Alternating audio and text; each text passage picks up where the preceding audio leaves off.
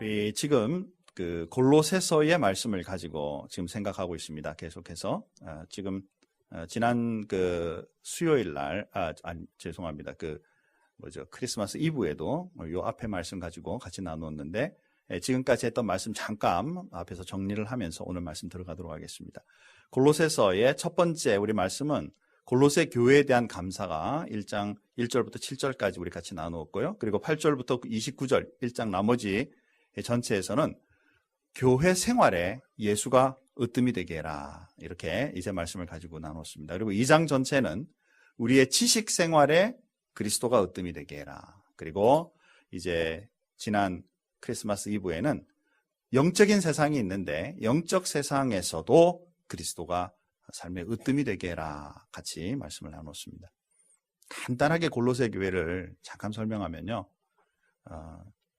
바울 사도가 직접 세운 그런 교회는 아니에요. 그런데 바울 사도가 이 교회에 대해서 지금 편지로 보내고 있는 모습이 골로새서고, 이 골로새라는 이 지역은 사람들이 많이 다니는 통로에 있던 그런 도시예요. 그래서 문화적으로나 종교적으로나 물질적으로나 여러 가지의 넉넉한 면이 있지만 반대로 또 그만큼 영적으로나 지식적으로나 그리고 그리스도인의 생활적으로 많은 어려움이 있는 그런 상황의 교회인 거죠. 이때 이제 바울 사도가 골로새 교회에다가 편지로 보내면서 가장 거기에 핵심은 뭐냐면 성숙한 그리스도인이 되라. 성장된 아름다운 그리스도인으로 그러면 어떻게 살 것인가? 모든 일에 예수가 최고되게 해라, 으뜸되게 해라 라는 것이죠. 오늘 우리가 같이 나누고자 하는 것은 인간관계 속에서 예수가 으뜸이 되게 해라 라는 말씀 가지고 같이 나누려고 해요. 사랑하는 성도 여러분, 신구약 성경을 쭉 우리가 다 살펴보면요, 거기에는 사람들과 사회생활에 관계되어 있는 이런 말씀들이 생각보다 많지 않아요.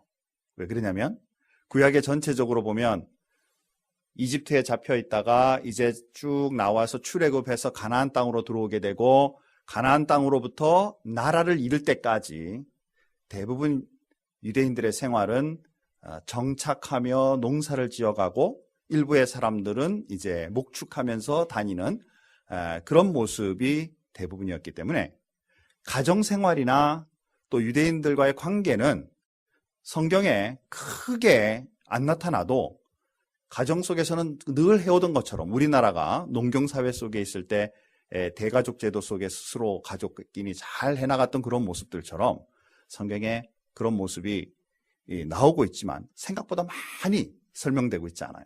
특별히 외부로 나가서 장사를 한다든가 또 어떤 사회생활을 영위하는 이런 모습의 그 지침을 성경을 통해서 배우기는 생각보다 많지 않습니다. 왜 그러냐면 그때는 지금처럼 산업사회도 아니고 또 우리끼리 잘 알고 있는 사회 속에서 살아가는 사람들이 타민족이나 이런 분들과의 관계를 깊이 하려고 하는 그런 배경을 가지고 있지 않기 때문에 우리가 몇몇 곳에서 찾을 정도면은 남에게 물건을 팔 때 저울을 속이지 마라, 이 정도죠, 그죠? 이렇게 속이면서 장사하거나 그런 거 하지 마라, 이 정도의 수준이지, 인간관계 속에서 또 사회생활 속에서 또 다른 사람들과 다른 민족 간의 갈등 속에서 어떻게 살아야 할 것인가, 이런 문제들은 생각보다 많지 않다라는 것이죠. 그런데 유대인들은 우리가 알다시피 오랜 2000년 이상의 역사 속에 나라를 잃어버리고 농경사회 속에 더 이상 이제 그들이 살 수도 없었을 뿐만 아니라 하나님이 흩으셔서 전 세계로 이제 흩어져 살게 되잖아요, 유대인들은. 그러다 보니까 그들의 생활수단이 점점 뭐가 되게 되느냐면 상업화되게 되죠. 왜냐하면 자기 땅이 없으니까. 우리가 잘 아시는 중세시대에도 영주제도가 있고 영주를 중심으로 땅을 가진 많은 사람들이 농경사회를 이루면서 가더라도 유대인들은 거기에 소속될 수가 없으니까 그 사람들을 대상으로 물건을 팔고 이렇게 이제 살게 되잖아요. 그러니까 점점 더 사회생활과 타민족의 생활에 익숙될 수밖에 없었고 거기에 지침이 생길 수밖에 없었죠. 그런 지침들이 성경으로 기록된 것이 아니라 유대인들의 탈무드로 기록되면서 탈무드 속에는 사람들 관계 속에 있어야 할 많은 관계들이 굉장히 폭넓게 준비되어 있죠. 그렇기 때문에 우리 많은 유대인들이 아니더라도 우리들은 탈무드는 굉장히 지혜로운 책이다 이렇게 생각하죠. 왜 그러냐면 말씀에 근거한, 즉 하나님을 알고 있는 백성으로서 어떻게 사회생활과 세계 많은 사람들 사이에 우리가 공존할 수 있으며 그 일을 제대로 할 수 있을까에 대한 부분들을 조목조목 적으면서 그것을 기록으로 남기고 후세들에게 그것을 가르치게 되죠. 유대인들의 그 관계성은 굉장히 오랜 기간 동안 이제 발전되어 왔죠. 1400년대쯤에요. 이미 유대인들끼리는 그 속에 은행이 존재했죠. 은행이. 신용사회가 있었죠. 누구 아들 그러면은 그것을 믿고 신뢰하고 서로 이어주는 그런 관계로 그렇게 유대인들은 관계 맺기를 하고 있었죠. 지금 신약 성경에서 특별히 지금 골로새 교회 사람들에게 이 골로새 교회 사람들은 유대인들이 아니라 대다수의 사람들이 이방인들인데 그들에게 어떻게 사람들의 관계를 유지하고 살아야 하는가에 대해서 말하고 있는데 특별히 오늘 크게 세 부분으로 나누어서 말씀을 보려고 해요. 이 관계의 핵심은 어떤 관계 속에도 예수가 중심이 되게 해라라는 것이지. 어떤 모습인지 성경을 통해서 한번 생각해 보려고 합니다. 자, 첫 번째는 뭐냐면 가정생활 속에 예수가 으뜸이 되게 해라. 당연한 거 아니에요 라고 생각하겠죠. 이 모습은요 하나님의 모습과도 동일해요.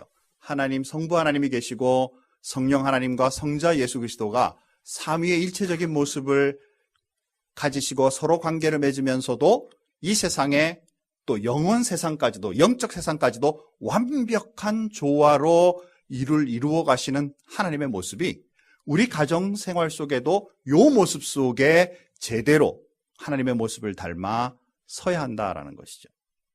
자, 본문으로 다시 한번 돌아가 보십시다.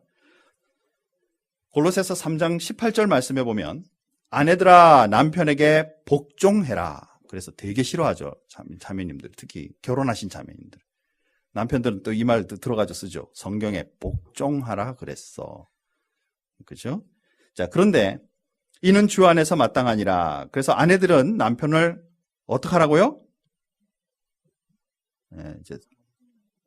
대답 안 하시죠, 그죠?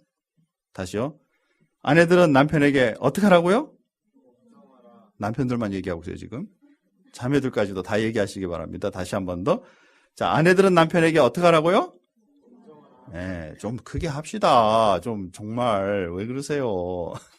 자, 그 다음에는 남편들아 아내를 어떻게 하라? 사랑하라 그랬죠. 자, 그리고 그 밑에 20절 말씀해 보니까 자녀들아 모든 일에 부모에게 어떻게 하라? 순종하라. 자, 저를 한번 보세요. 아버지, 엄마, 자녀. 자, 아버지는 아내를 어떻게 하라?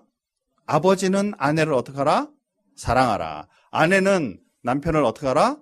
복종하라. 자녀는 부모들에게 어떻게 하라?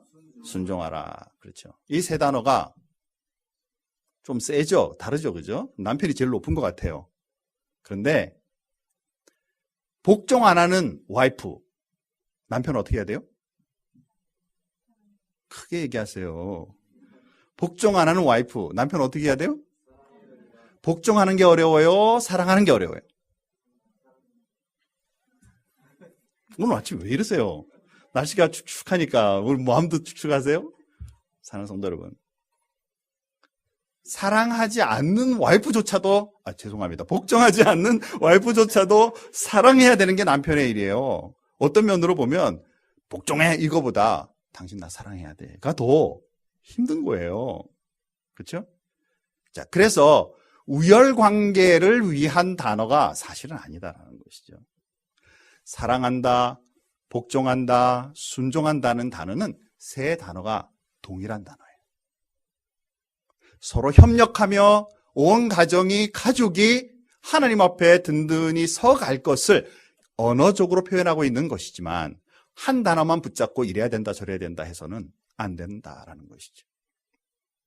사랑하는 성도 여러분, 우리의 삶 속에 우리의 가정의 생활은 하나님의 모습을 닮아 하나님께서 성부, 성자, 성령께서 일하심처럼 우리 온 가족이 하나님 앞에 사랑의 관계와 복종의 관계와 순종의 단계를 잘 유지함으로써 든든한 가정이 되는 것, 이것이 정말 우리 그리스도인들이 추구해야 될 바고 가정의 중심이 되어야 한다는 것이죠. 예수 그리스도께서 우리를 사랑하심처럼 우리도 남편을 사랑하고 부인을 사랑하고 자녀들을 사랑하면서 또 자녀들은 부모님을 사랑하면서 하나님 앞에 든든히 설 것을 기대하는 그리스도인이 되어야 되고 실천하는 그리스도인이 되어야 성경적인 가정이 된다라는 사실이죠. 우리 부모님들은 자녀들에게 그 다음 말씀에 보면 뭐라고 그러냐면 자녀를 노엽게 하지 마라 그랬어요. 자녀들 열받게 하면 안 돼요. 그죠? 열받게 하면 안 돼요. 자, 보시죠. 우리나라 사람들의 이 모습 중에 제가 예를 한번 들게요. 제가 영준이 만할 때, 우리 저기 앉으신 영준이 만할 때 믿거나 말거나 김대영 목사는요, 길을 걸으면 그냥 똑바로 걷는 법이 없었어요. 촐랑촐랑 뛰면서 걸었어요. 그리고 조금이라도 높은 곳이 있으면 올라가가지고 걸었어요. 그러다 보면 떨어지잖아요. 그죠? 그러니까, 그럼 부모님들 뭐라 그래요? 야, 똑바로 가. 그죠? 바로 가. 안 그러면 너 넘어져. 이제 이렇게 얘기하시죠. 그런 데 수도 없이 들었어요. 그러다가 넘어지곤 해가지고요. 믿거나 말거나 여러분 제 여기 다리를 보시면 종아리에 상처가 엄청 많습니다. 촐랑촐랑거리는 사람들의 상처죠. 그죠? 자, 이런 아이를 데리고 있는 부모님들에 대해서 반응이 세 가지로 우리가 살펴볼 수가 있는데, 아이하고 같이 길을 막 가요. 네, 손잡고 가자. 그러니까 안 한다고. 그리고 이제 자기는 가는 거예요. 그러다가 촐랑촐랑거리다가 탁 넘어졌어요. 그러면 이제 부모님들은 세 가지 모습으로 반응합니다. 첫 번째는, 거봐! 넘어진다 그랬지! 그리고 가가지고 막 엉덩이 두들겨주면서 똑바로 하라 그랬잖아. 그리고 이제 그때 막 옷을 틀어줘요. 표정들을 몇몇 분이 이해하시는데 다른 분들은 이해를 잘 못하시는군요. 두 번째의 이제 모습은 뭐냐면 촐랑거리거나 화나거나 상관없이 먼저 아이들에게 공감하면서 막 달려가가지고 일단 일으켜 세우고 괜찮니? 막 털어주고 그리고는 다 이랬죠. 거봐 넘어진다 그랬잖아. 그러니까 이제는 그러지 마. 가자.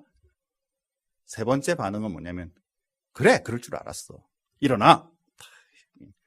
너는 좀 맛 좀 봐야 돼. 그렇게 어려운 거 한번 환경 받아야 돼. 이렇게. 네 번째 반응이 있는지 모르겠습니다. 여러분들에게. 대부분 이 세 가지의 반응을 볼 수 있죠. 첫 번째 아이들에게 화를 내고 너 그러면 넘어진다 그랬잖아. 소리를 지르고 하는 엄마의 마음은 사랑이 담겨 있어요? 안 담겨 있어요?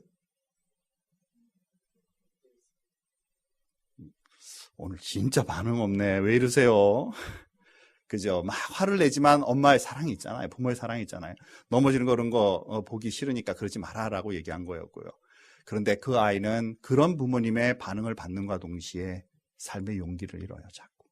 나는 실수할 수밖에 없는 인간이구나. 나는 하면 엄마한테 혼날 수밖에 없는 사람이구나라고 생각이 들죠.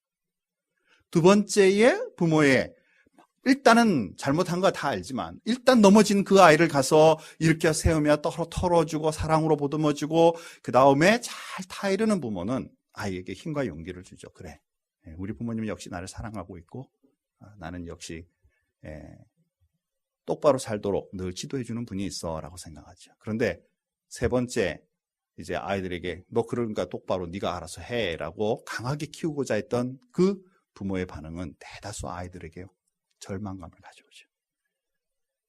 우리 엄마 아닌가 봐. 나 주워 온 게 분명해. 뭐 이렇게. 사랑하는 성도 여러분, 같은 상황에 어떤 모습으로 자녀들을 대할 것인가? 어떤 모습으로 내 부인을 대할 것인가? 어떤 모습으로 나의 남편 대하기를, 배우자 대하기를 할 것인가에 대해서 우리 가정의 방향과 해야 할 일이 분명히 또 그 미래가 분명히 형성된다라는 것이죠.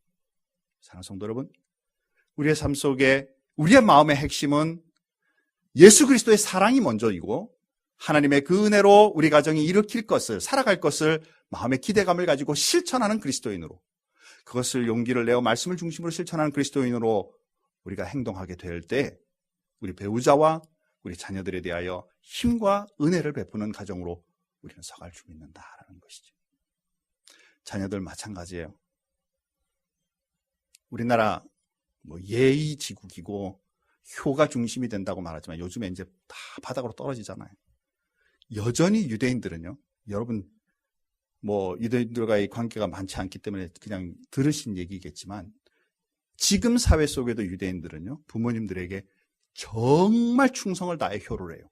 왜 그러냐면 이것은 도덕이 아니기 때문에, 하나님의 말씀에 말하고 있는 계명이기 때문에 우리가 부모님들 섬기는 모습보다 훨씬 더 강력하게 유대인들은 지금도 부모님들을 잘 섬기는 그런 민족이죠. 유대인들을 본받자는 게 아니라 하나님의 말씀에 근거되어 있는 우리의 삶의 그 효의 사상이 우리에게도 꼭 회복이 필요하다라는 것입니다. 사랑하는 성도 여러분, 우리 관계 속에서 먼저 우리의 가정의 일들이 하나님의 말씀으로 든든히 서고 주님의 말씀의 원리에 따라 가정이 행동함으로 말미암아 주님이 원하시는 축복된 가정, 올바른 관계를 맺는 가정, 신앙이 성장하는 가정으로 주님 앞에 서갈 수 있기를 주님의 이름으로 축원합니다. 우리 그리스도인들이 이 모습을 우리가 먼저 견지하고 우리의 생활 속에서부터 우리 먼저 주님 앞에 이 일을 시작해야 한다라는 것이죠. 자, 두 번째 우리가 봐야 될 것은 직장 생활 속에서입니다. 자, 3장 22절부터 뒤에 말씀으로 쭉 보면 종들아 이렇게 말하죠. 종들아 모든 일에 육신의 상정들에게 순종하되 사람을 기쁘게 하는 자와 같이 눈가림만 하지 말고 오직 주를 두려워함으로 성실한 마음으로 하라. 저를 보시죠. 직장 생활하면서 또는 외부의 다른 사람들과의 관계 속에서 살기가 생각보다 쉽지 않죠. 그래서 늘 흔히들 하는 말이 남의 돈 먹기 쉽지 않아. 더럽고 치사한 꼴도 많이 당해야 되고 자존심이고 뭐고 다 던져놓고 살아야 될 때가 너무 많아. 이렇게 말을 하죠. 그래서 여러분들의 이제 우리는 그리스도인들인데 그리스도인으로서 직장에 들어가고 또 이제 또 사업을 하고 사람들 관계 속에서 이 사람들을 돕다 보면 자존심 상하고 힘든 그런 일들이 있을 수도 있고 또 정말 어려움에 처할 수도 있죠. 또 상 위에 있는 상사와 아랫사람 때문에 갈등 관계를 일으키고 힘들어할 때도 너무너무 많죠. 대다수 많은 사람들이 잘릴까봐 이러다가 내 이 사람과 관계를 잘못하면 잘릴까봐 두려워하는 마음에 잘해보자 이런 마음을 가지죠. 겉으로 보기에는 직장생활 잘하고 있고 윗사람과의 관계를 잘 맺으려고 노력하고 있는 그런 모습으로 우리는 구분할 수는 없어요. 그런데 분명히 우리의 내면의 세계는 사람을 두려워하면서 직장에 생활을 하고 사업하는 사람이 있는가 하면 똑같은 상황 속에서도 하나님을 두려워하고 하나님의 은혜로 살기로 소원한 마음으로 잘 순복하고 순종하며 어려운 상대까지도 잘 그들을 포용하면서 신앙생활을 하려고 하는 그러한 사람이 있다라는 것이죠. 다시 한번 생각해 보죠. 저와 여러분의 삶 속에 하나님을 믿는 상전이든 믿지 않는 상전이든 또 내가 장사를 하면서 고객 중에 예수를 잘 믿는 고객이든 믿지 않는 고객이든 독특한 성격, 가로 열고 가로 닫고 좋은 말로 독특한 성격을 가진 사람들이 와서 괴롭게 한다 할지라도 내 마음의 중심이 무엇을 가지고 그들을 대하는가라는 것이죠. 돈을 못 벌까 봐, 이 직장 잃을까 봐, 두려움 속에서 그 일을 그래도 잘해보려고 노력하는 억지로의 삶이 있을 수 있고 반대로 그들 뒤에 서 계신 하나님을 바라보면서 이 모든 것의 결과는 하나님께서 내 인생을 주관해 주시고 인도하실 것을 믿는 믿음으로 그 사람을 넘어선 주님을 대하는 마음으로 그들을 진정으로 대하는 그리스도인으로 살고 있는가? 여러분 어떤 마음으로 세상 살기를 원하세요? 어쩔 수 없이 세상에 잘리지 않기 위해 좋은 고객들에게 억지로라도 내가 좋은 웃음을 보이면서 어떻게든지 그들로 통해 돈을 벌고 관계를 유지하기 위해서, 아니면 그 뒤에 서 계신 하나님을 바라보면서 독특한 많은 사람들, 이상한 많은 사람들, 성격적으로나 모든 행동적으로 이상하게 하는 그 사람들을 넘어서서 하나님 때문에 내가 그들에게 사랑을 실천하는 사람으로 사는 모습, 이 두 가지 중에 어떤 모습으로 우리는 세상을 살 것이냐라는 것이죠. 정말로 중요한 부분이에요. 하나님 제외하고 억지로 살 수 있습니다. 못되게 구는 고개 억지로 웃으면서도 잘 대해가지고 기분 좋게 만들어 보낼 수 있어요. 하나님 없이도. 그러나 진짜 성숙한 그리스도인이라면 어떤 모습으로 살아야 할까라는 것이죠. 성경에서는 분명히 그 뒤에 계신 하나님을 바라보라는 것이죠. 자, 23절 말씀해 보니까 무슨 일을 하든지 마음을 다하여 주께 하듯 하고 사람에게 하듯 하지 말라. 이는 이렇게 하는 이유는 기업의 상을 주께 받을 줄 아나니. 그들에게 잘해서 상전이 여러분들을 인정하고 잘하는 것이 아니라 하나님께서 내 인생에 나갈 방향, 해야 할 일들, 위치, 승진, 장사의 모든 잘 되는 부분들, 사업이 번창하는 일들까지도 하나님의 영역 속에 있음을 믿고 나가는 그리스도인이 바른 그리스도인이다라는 것이죠. 이 유사한 말씀을 베드로서에서는 이렇게 말씀합니다. 베드로전서 2장 18절에서 20절 말씀해 보니까 사환들아, 종들아, 범사에 두려워함으로 주인들에게 순복하되 선하고 관용하는 자들에게만 아니라 또한 까다로운 자들에게도 그리하라. 애매히 고난을 받아도 하나님을 생각함으로 슬픔을 참으면 이는 아름다우나 죄가 있어 매를 맞고 참으면 무슨 칭찬이 있으리요. 오직 선을 행함으로 고난을 받고 참으면 이는 하나님 앞에 아름다우니라. 사랑하는 성도 여러분, 삶 속에 억지로 할 수 있지만 하나님의 사랑으로 이 일을 감당하기를 대하고 주님 앞에 내가 이 세상에 어렵고 이 고통스러운 일 주님의 사랑으로 감당함으로 말미암아 하나님 앞에 아름다운 일을 행하는 그리스도인으로 살기를 소원합니다 라는 모습으로 우리 그리스도인들은 이 세상에 일을 영위해가는 그리스도인이 되어야 한다는 것이죠. 잘 나갈 때 문제 없어요. 사람들과 관계 속에 어려움 없을 때는 잘 해나갈 수 있죠. 그래도 중심이 하나님의 마음이지만 힘들고 어려운 때도 하나님의 사랑으로 모든 관계와 사람의 일들을 주관해 감으로써 승리하는 그리스도인, 성숙한 그리스도인으로 서야 할 필요가 있겠다라는 것입니다. 사랑하는 성도 여러분, 저와 여러분의 삶 속에 어떤 사회생활 속에서, 직장생활 속에서도 예수 그리스도의 사랑으로 실천하는 그리스도인의 삶이 있기를 주님의 이름으로 축원합니다. 그래야만 이 세상 속에 그리스도인으로서의 향기를 나타내지 않겠냐라는 것이죠.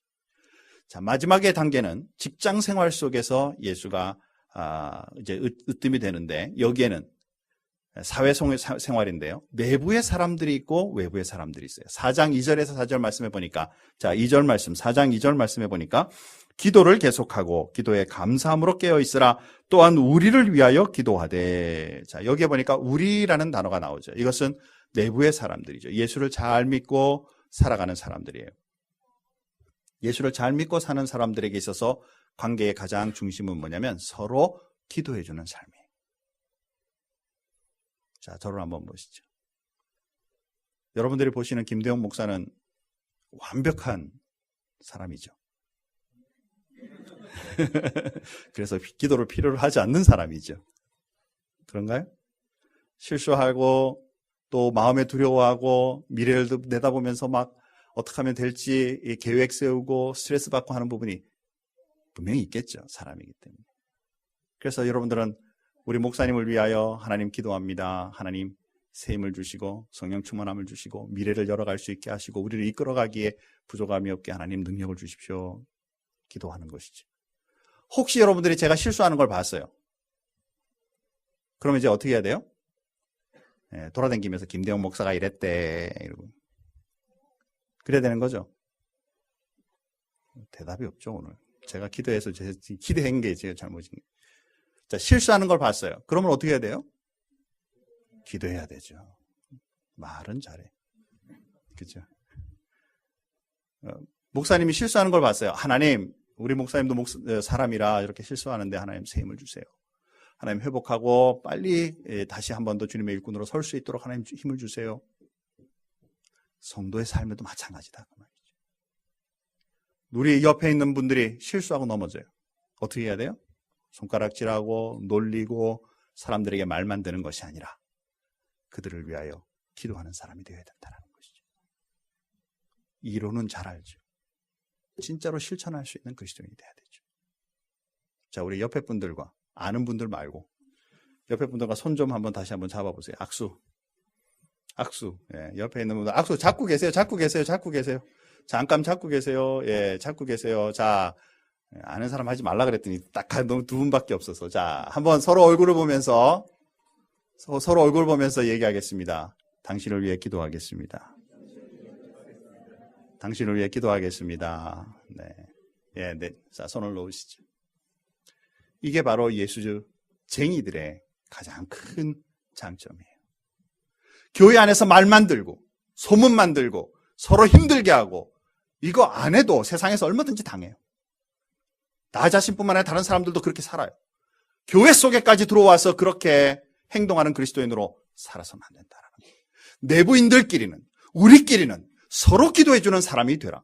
가지고 있는 단점이나 힘듦이나 어려움이나 여건들의 상황을 보면서 그들의 삶에서 하나님 앞에 엎드려 하나님 저들을 붙잡아 주십시오. 하나님 저들에게 셈을 주십시오. 능력을 주십시오. 라고 기도해주는 그리스도인들이 가장 강력한 것이고 성경적인 것이고 예수 그리스도의 본을 닮아가는 삶인 줄 믿는다라는 것이죠. 사랑하는 성도 여러분, 저와 여러분의 삶 속에 모두 서로 기도하는 믿음의 사람이 넘치기를 주님의 이름으로 축원합니다. 이것이 필요하죠. 자, 외부인들에게, 자, 요 말씀은 한번 보십시다. 밑에 보니까 5절 말씀에 보니까 한번 요거는 다 같이 한번 5절 6절 한 목소리로 같이 한번 읽어보겠습니다. 한 번 더 읽습니다. 시작. 외인에게 대하여는 지혜로 행하여 세월을 아끼라. 너희 말을 항상 은혜 가운데서 소금으로 맛을 냄과 같이 하라. 그리하면 각 사람에게 마땅히 대답할 것을 알리라. 아멘. 여기 외인들에게라는 말은 우리 가족이 아닌 사람들에게라는 뜻이 아니에요. 이 외인들이란 말은 여기에서는 하나님을 알지 못하는 사람들에게라는 말이에요. 하나님을 알지 못하는 사람들에게 두 가지의 일을 반드시 해라라는 것입니다. 첫 번째는 뭐냐면 지혜로 행하여 세월을 아끼라라는 것이죠. 자, 저를 보세요. 갑자기 외인들에게 대해서 지혜롭게 해서 세월을 아끼라, 세월을 아끼다라는 뜻이 뭘까요? 시간을 놓치지 마라. 다시 말해서 이 세월을 아끼다라는 원래 의미는 뭐냐면 좋은 관계로 통해 서로 깨달음이 있도록 도와주라라는 뜻이에요.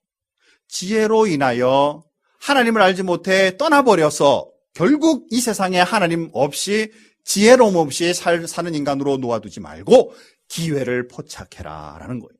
지혜의 말씀으로 그들과의 관계를 잘 맺음으로 지혜로운 사람, 하나님을 아는 사람, 하나님과 좋은 관계로 복음의 능력으로 살아가는 사람이 되도록 도와주라라는 뜻이에요. 그러므로 내 주변에 만나는 많은 사람들이 그냥 이 사람을 통해서 어떻게 좋은 관계 맺다 보면 내가 뭐 직장 옮기는데 도움이 될까? 또 혹시 공부하는데 뭐 여기저기 도움이 될까? 이익 관계로 서로 맞이하는 것이 아니라 하나님의 주신 지혜로 그들과 만남 속에 좋은 지혜로 삶이 변화될 수 있기를 기대하는 마음으로 하나님을 알지 못하는 사람들과의 사이의 관계를 맺어가라라는 것이. 두 번째 해야 될 말은 뭐냐면 그 말씀 6절 말씀에 보니까 너희 말을 항상 은혜 가운데서 소금으로 맛을 내라. 무슨 얘기인가요? 저를 보시죠. 말할 때마다 소금을 치셔가지고 좋은 말해라 그런 말인가요? 그죠? 우리가 하는 언어 속에 풍미 있고 맛이 있고 들을 때마다 의미가 있는 그런 관계에 말 조심하며 좋은 말을 할 수 있는 그런 관계로 사람들을 대해라라는 말씀인 거죠. 사랑하는 성도 여러분, 저와 여러분의 삶 속에 예수 믿는 사람들끼리 어울려 사는 건 잘할 수 있고 재밌어요. 아멘이죠? 네.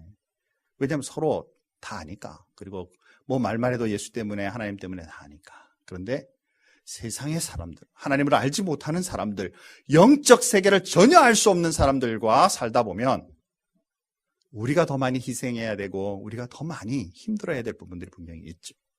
알지 못하는 사람과 아는 사람의 차이인 거죠.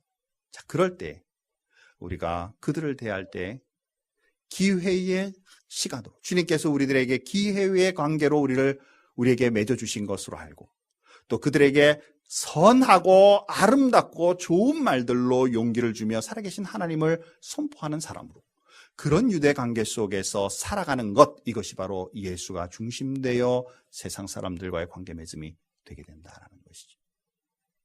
많은 청년들이 기독교 관계의 회사들을 들어가서 신앙생활 그냥 다 믿는 사람들과 같이 직장생활하고 거기에서 봉급받고 그냥 아침마다 기도할 수 있고 예배할 수 있는 그런 삶의 모습이 최고인 양 살아갈 수도 있겠죠. 그러나 우리 그리스도인들은 넘어서서 하나님을 전혀 알지 못하는 사람 속에 그들 세계에 들어가 그리스도인으로서 향기를 내고 맛을 내고 빛을 내는 그리스도인으로 주님 앞에 살아감으로 그들을 그리스도 안으로 이끌어드릴 수 있는 능력의 사람들로 또한 살아갈 수 있죠. 저와 여러분의 삶 속에 어떤 모습을 꿈꾸며 이 땅 위에 사람들과의 관계를 맺어갈 사람으로 주님 앞에 갈 것인가? 하나님이 전혀 알지 못하는 그런 사람들 속에 나를 던져주신다면 그곳에서 그들을 변화시켜 주님 앞에 이끌어갈 수 있는 능력의 그리스도인으로 살아갈 수 있도록 나를 도와주십시오 라고 기도하며 나아갈 수 있는 그런 능력의 사람들이 되어야만 한다는 것이죠. 오늘 말씀을 한번 정리해보죠. 저와 여러분의 삶 속에 세상을 살아가는 데 있어서는 관계 맺기를 하게 되어 있어요. 가정 속에서, 직장 속에서, 사회생활 속에서. 그 속에 내 삶의 중심은 무엇이냐? 내가 생각하고 내가 관계 맺고 하는 내 마음속의 가치관과 내 삶의 가장 중요시 여기는 것이 무엇이냐? 내 이득을 위하여, 사랑관계 속에서 뭔가 취하기 위하여, 그들로 통해 뭔가 얻기 위하여를 넘어서서 그리스도가 내 삶의 중심이 되고 그들에게 나누어주고 향기로서, 맛으로서, 빛으로서 그 역할을 감당하는 그리스도인으로 살아가기로 작정하고 그들과 관계 맺기를 제대로 해간다면 하나님이 저와 여러분의 인생을 책임지시며 우리 인생을 인도해 주실 줄 믿는다. 이것이 우리 삶의 중심이 될 수 있기를 주님의 이름으로 축원합니다. 기도하겠습니다. 하나님 아버지 감사합니다. 우리들은 언제나 세상 속에서 사람들과 관계 맺기를 하며 살아갑니다. 또한 살아가야만 합니다. 그런데 나를 중심으로, 내 감정을 중심으로 사람들을 대할 때가 얼마나 많은지 모릅니다. 가장 가까운 내 가족들로부터 또 잘 하나님을 알지 못하고 정말 일생에 한 번이나 만날 수 있을까 하는 사람들 사이까지도 정말 우리의 삶의 중심이 내가 되고 내 감정이 되고 내 철학이 중심이 되어 그들을 대할 때가 얼마나 많은지 모릅니다. 하나님, 정말 오늘 말씀 속에서 이것조차도 예수가 으뜸이 되게 하라 라고 말씀합니다. 주님의 사랑에 겨워 우리 가족들을 대하고 우리 식구들을 대하고 우리의 교회 생활과 우리 직장의 생활에 만나는 많은 사람들을 대하고 그리고 하나님을 알지 못하는 사람들에게까지도 복음의 역사와 능력으로 주님 앞에 쓰임받기로 작정하는 삶이 바로 주님의 주신 그 사랑으로 사는 것입니다. 우리 사랑하는 모든 성도님들에게 은혜를 더하시고 정말 그렇게 실천하며 살게 될 때에 우리의 인생 내가 개척하는 것이 아니라 나의 능력을 넘어선 하나님의 능력으로 우리를 인도하실 것을 믿는 믿음으로 또 실제로 그렇게 인도하심을 받는 인생으로 살아갈 수 있도록 우리를 축복하여 주시옵소서. 하나님의 우리 금빛교회를 은혜를 더해 주셔서 이 지역과 이 세상 세계를 향하여 하나님의 말씀 그 사랑을 가지고 나아갈 수 있는 교회가 되게 은혜를 더하여 주옵소서. 주님 앞에 감사하며 예수님의 이름으로 기도하옵나이다. 아멘.